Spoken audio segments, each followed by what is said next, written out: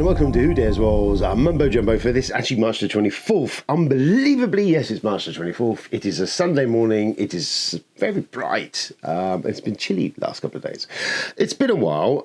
There's been a lot going on, and most of it's all bullshit. I apologise for the delay between videos. Simple fact of the matter was life got in the way, but everything's good and fine. I had minor problem in here. I had the lights go out. I had two of the strip lights go out, and so I went to replace them. Did you know that fluorescent tubes are no longer available? They've been outlawed since 2023, I believe. So I had to change to LED, which is a whole other complication, lots of power loss to the garage, all sorts of chaos and anarchy just before games night. Oh my God, but we are here, we are well. So different lighting. I'm not sure how that's going to affect how this looks on camera now. We shall see. It's quite bright, but I don't know how it will filmically work. Very technical. I don't care. You probably don't care. No one cares. I'm back anyway. You're there. We're sat. Might as well crack on with the usual stuff and get that out of the way, really, haven't we? Jolly fucking good. What have I played?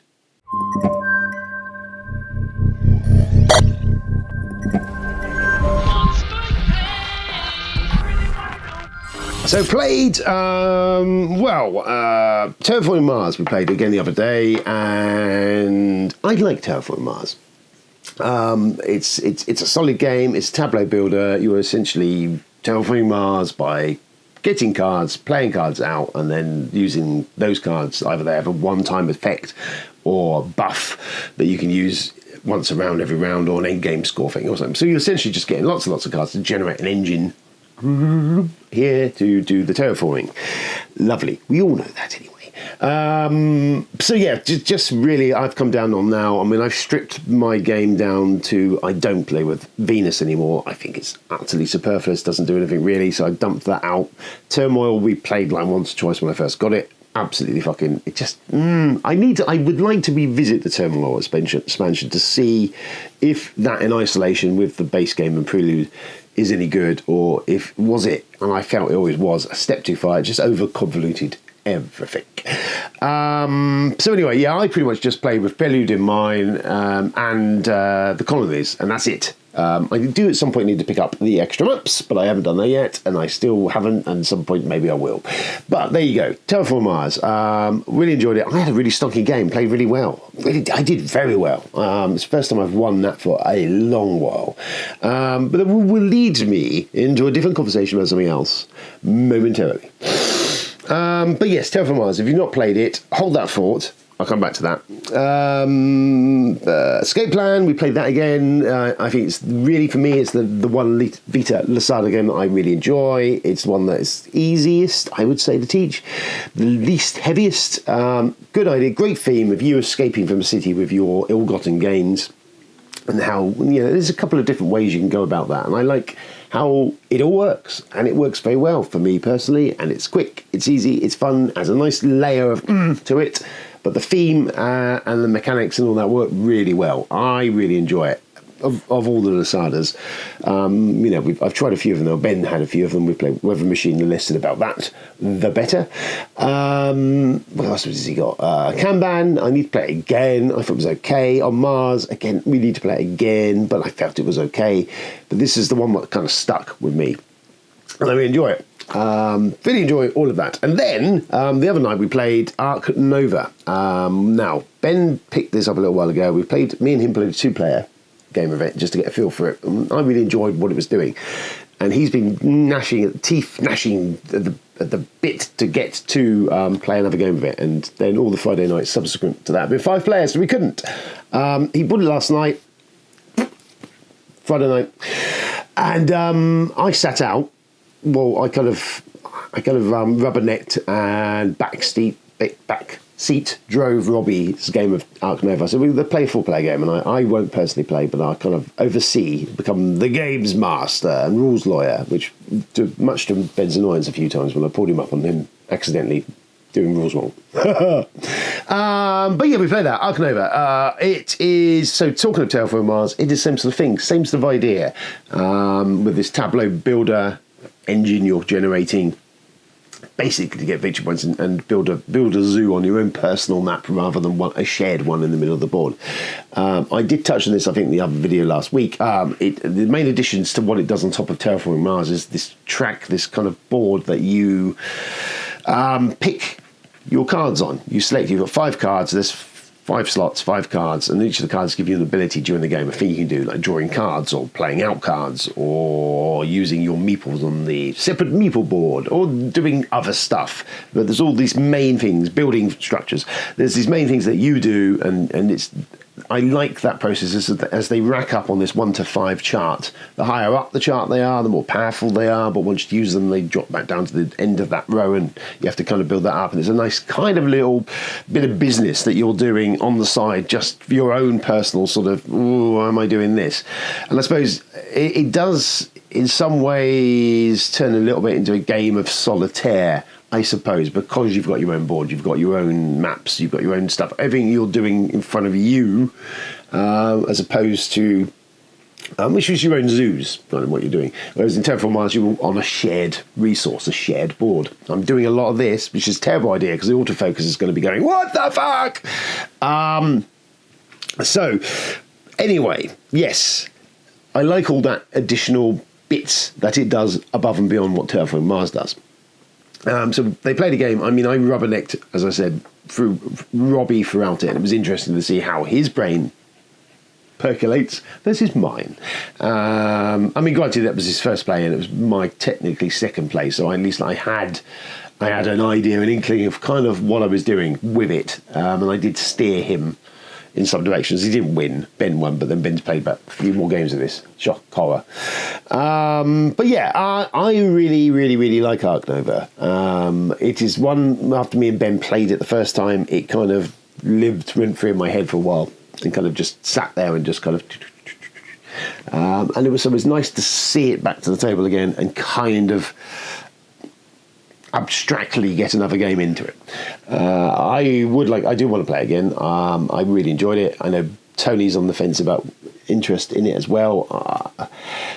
If I didn't have Terraforming Mars and I didn't have kind of a block in games of buying, then I would probably definitely look towards picking it up, I feel. That's how I feel at the moment. It's something that I really enjoyed what it was doing. So I will have to shift some stuff, and then I would potentially bring that into the fold, or Tony might do it before me, or at the very least to get Ben around. So we might play over. I'm rambling. So we're looking at the Easter weekend coming up that Ben wants to get it to a table, so we might have a play of it, 2 or 3 or 4 of us on that at some point during that period. That's a plan. But yeah, Ark Nova. It got a lot of buzz at the time it came out, and it kind of dripped off, but I think it's really solid. I do really enjoy what it's doing. I like all the embellishments on top of what it does above Terraforming Mars. It is a heavier game, it's a harder game. I like the fact that you can have asynchronous boards, so you can all be playing slightly different asynchronous games, which is the next thing I'd like to experiment with. But on the whole, wonderful stuff. Ark Nova, really enjoyed that. If you're on the fence between, should I get Terraforming Mars, should I get Ark Nova? Depending on your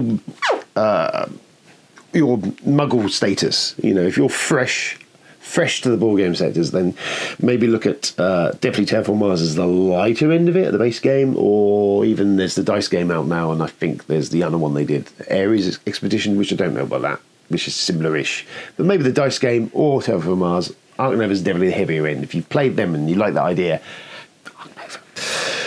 Anyway, play some games. News.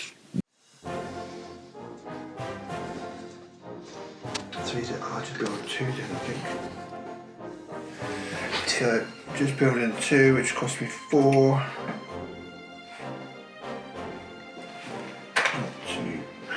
So Bob picking that from you. Bob, Ark Nova. Just look at that. I've done really well. Get me a 2. Amazing. I've got animals in the zoo and stuff and things. As things are currently set up, you're currently winning. You're currently winning. He's got the smallest gap between his 2. You've got the smallest gap, Bob. I love doing the smallest gap. Makes me feel like a Rich is still taking his turn. I'll get another go in a minute.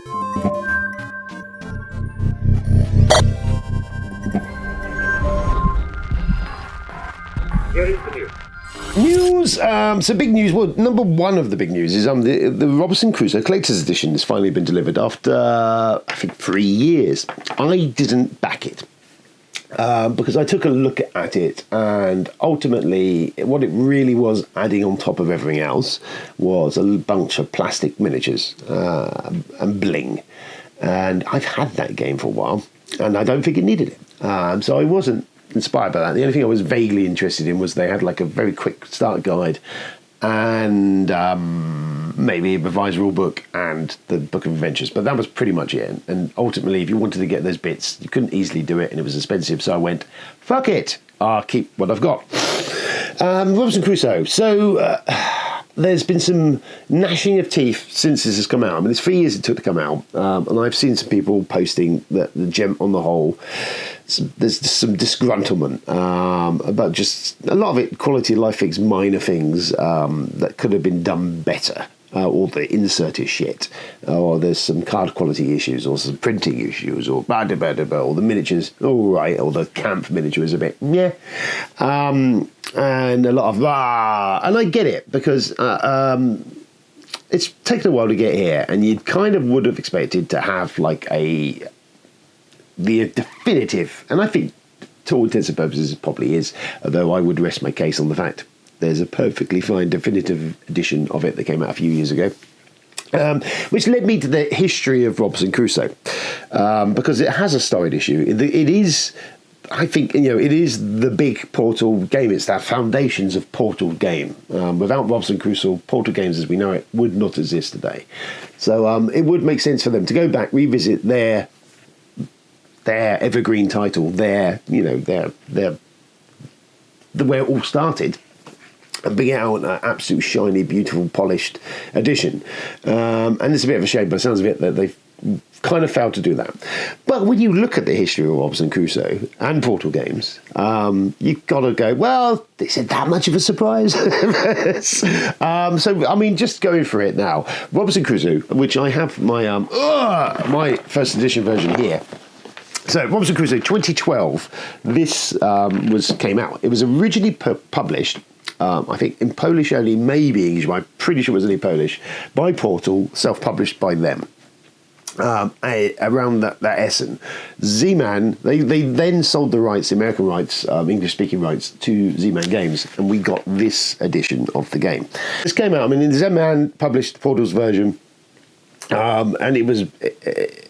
component-wise, did the job. It was fine. There was a few shady bits on it, but the main issue here we had was the rule book, and the rule book for Robinson Crusoe First Edition was an abomination that took forever for you to learn. There's a 400-page post errata to the rule book, or a guide to help, or things. And so there's a lot of moving parts to this game. It is basically relatively straightforward once you understand the overview of what you're doing. There's an awful lot of moving parts to Robinson Crusoe. I love it. It does some really cool little things. It's one of the first games, and you don't see it used very much. It has subsequently been used in a few games, and I'm trying to rack my brain what they are, but there is in this where you do stuff. So you might go and climb a tree, you might go and chase a monkey, and the repercussions of that are that often you're potting a card back into the adventure deck, or one of the decks of the game, that could later on potentially be pulled. Or they have top and tailed cards that you have either options to choose at the time they come out, or the bottom halves are triggered because of stuff that has happened before. So you may have climbed a tree, stubbed your toe, put a token on your toe. Later on, that bill comes due. But yeah, I really enjoyed that. It was it's a vicious, it's a bastard of a game. I've maybe escaped the island once or twice. On the whole, I failed miserably, and there's a bunch of scenarios in this box. It is a complete package, really. It's a stunningly good game. Works really well as a solo. It is a cooperative game. So anyway, this came out 2012. And despite the best efforts to sabotage that, it did very well, and it continues to do so. And it had later on a revised second edition of this that Portal themselves put out, new art, Vincent to Drake box, changed all around, and a revised rulebook, which I will say he was adjacently involved in that work on the revised rulebook, because I played a lot of this and I went in and I disapproved reading on it, and that was a English language full on done, and that was a really, if I say so myself, fantastic rulebook that came out when that happened. Fixed a lot of the issues. And sorted mostly a lot of it out. Did a damn sight better job than this.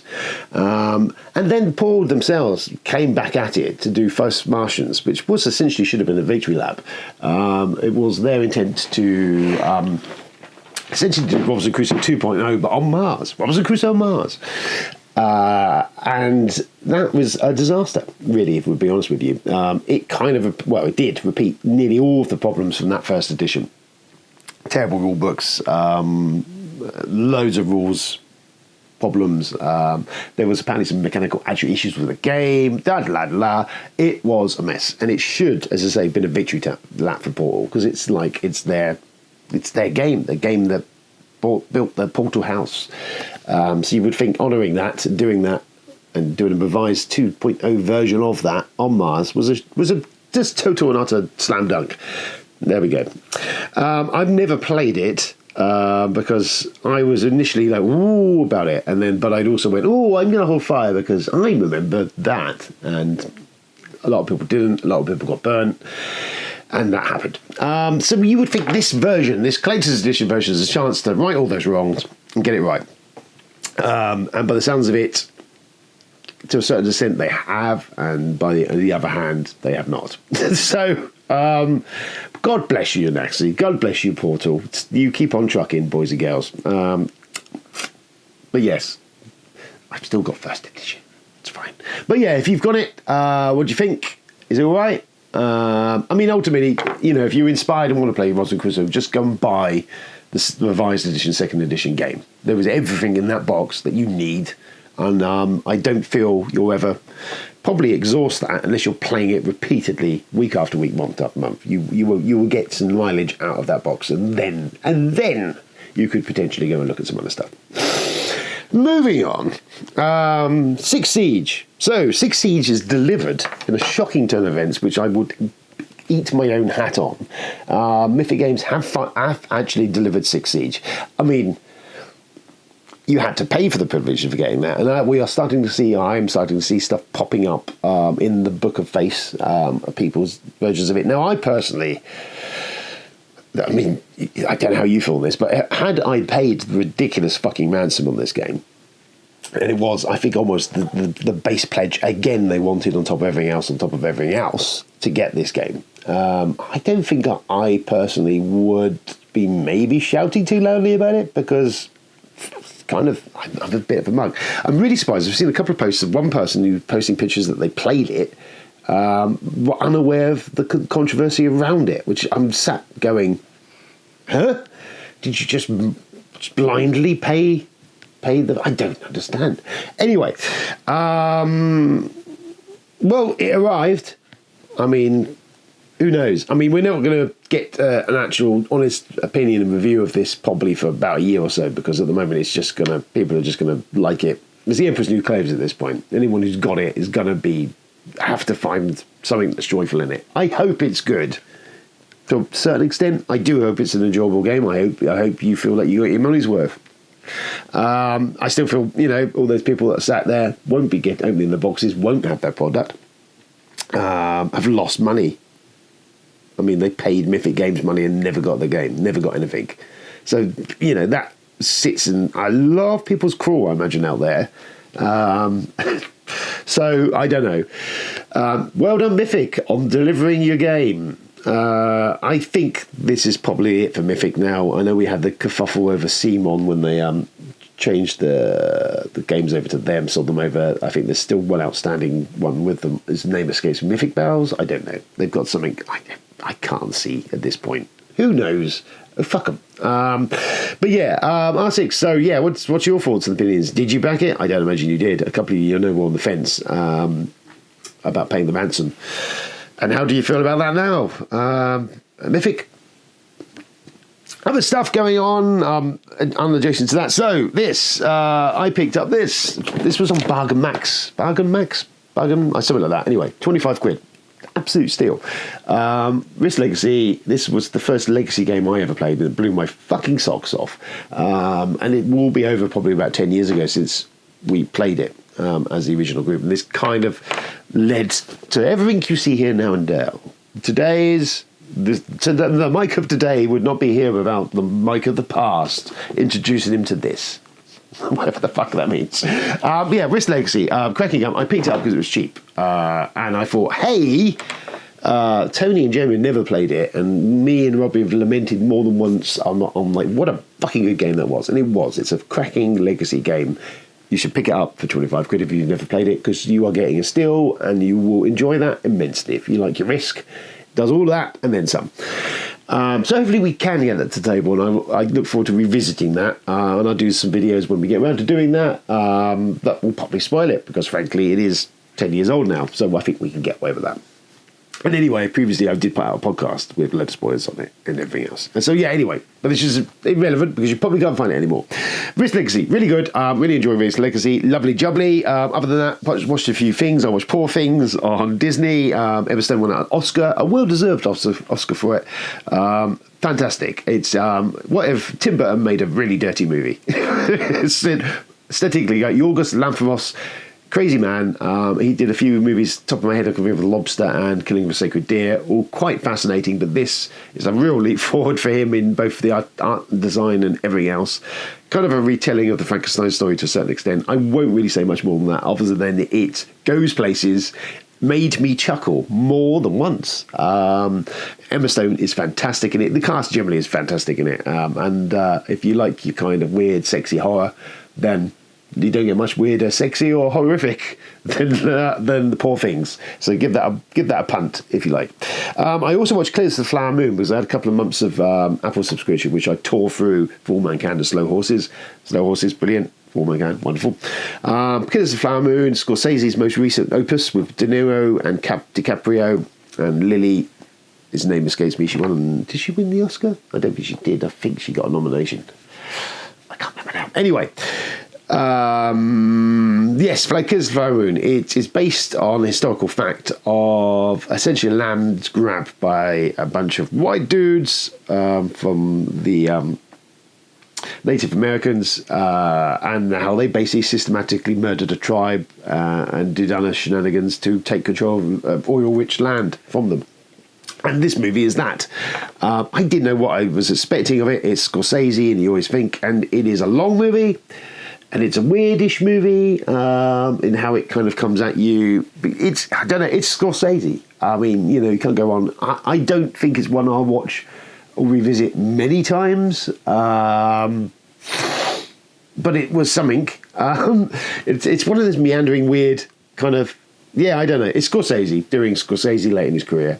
It's got some story to it. It's solid. DiCaprio is quite a scumbag. De Niro is the baddie. I mean, it's not dull. It's not boring. It looks good, and it's there. I have notes, but yes, it was all right. If you got the chance to go and watch it, then watch it. I just need to, and hopefully want to catch Napoleon from Ridley Scott, which I also probably will have notes about, and I've heard things of, but they were really good. Other than that, we finished our Game of Thrones marathon, which was really satisfying, actually. I really enjoyed watching all of Game of Thrones, and I think in closer succession, quick, it works much better.